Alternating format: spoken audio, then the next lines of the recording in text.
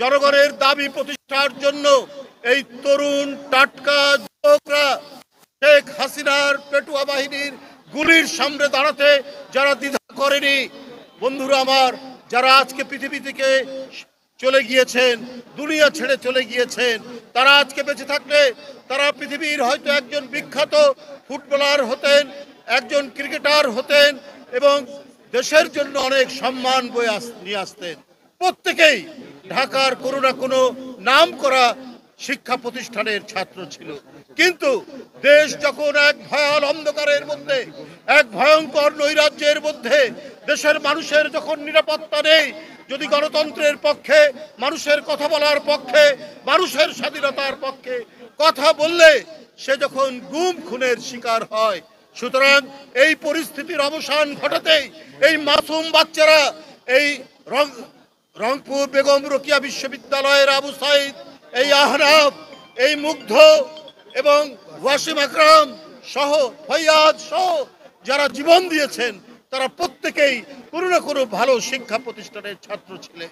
কিন্তু তারাই সাহস করে এসছেন, তারাই বলেছেন এক বন্ধু গুলি খেয়ে পড়ে যাচ্ছে, আরেক বন্ধু বলেছে পানি লাগবে পানি। এই ধরনের আত্মদান, এই মহিমান্বিত আত্মদান পৃথিবীর কোনো সংগ্রামেই খুব কম দেখা যায়, যেটি আমরা বাংলাদেশে দেখেছি। কারণ কি, অনেক লাঞ্ছনা, অনেক শোষণ, অনেক জুলুম এবং জালিম শাহের অনেক অত্যাচার তারা নিজ চোখে দেখেছে। তারা দেখেছে তার ভাইকে নিয়ে গিয়ে অদৃশ্য করে দেওয়া হয়েছে। এই যে আপনার সঞ্জিদা তুলির ভাই সুমন, আমার অত্যন্ত একজন ঘনিষ্ঠ ছোট ভাই, আজকে সেই নেই। প্রত্যেকটা কর্মকাণ্ডে, রাজনৈতিক কর্মকাণ্ডে সে থাকতো, সে আজ নেই। আজকে জাকির কোথায়? আজকে এমপি ইলিয়াস আলী কোথায়? আজকে চৌধুরী আলম কোথায়? এই তো সব ঠিকানা তো জানার কথা শেখ হাসিনার।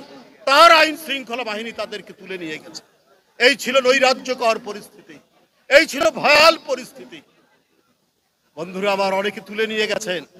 নিয়ে যাওয়ার পরে আয়না ঘরের মধ্যে প্রথমেই বেদম প্রহার করা হয়েছে। আপনারা কয়েকদিন আগেই দেখেছেন যে গুম কমিশনের সেকেন্ড রিপোর্ট যেটা জমা দেওয়া হয়েছে, সেই রিপোর্টের মধ্যে যে তথ্য এসছে, সেই তথ্যগুলো যদি আমরা পড়ি, আমাদের রক্ত হিম হয়ে যায়, আমাদের লোম খাড়া হয়ে যায়, দাঁড়িয়ে যায়।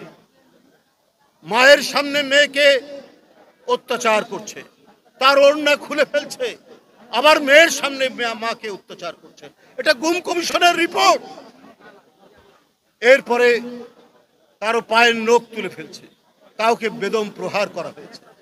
এই যে বিভৎসতা, এই যে পৈশাচিকতার কি ভয়ঙ্কর দৃষ্টান্ত স্থাপন করেছেন শেখ হাসিনা।